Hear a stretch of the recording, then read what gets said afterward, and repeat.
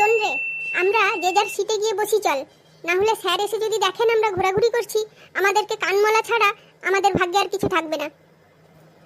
Good morning sir. Good morning সবাইকে। বসো বসো। আজকে কিন্তু আমাদের ক্লাসটা একটু অন্যরকম হবে। আজকে আমাদের এক্সটার্নাল ভিজিটর মিসেস শ্রীলেখা দেবী আসছেন। উনি আজকে তোমাদের ক্লাস নেবেন। তোমরা খুব ভালো করে উত্তর দিও। তোমাদের উত্তরের সাথে স্কুলের মান নির্ভর করছে কিন্তু, ঠিক আছে? Good morning ma'am. Good morning সবাইকে।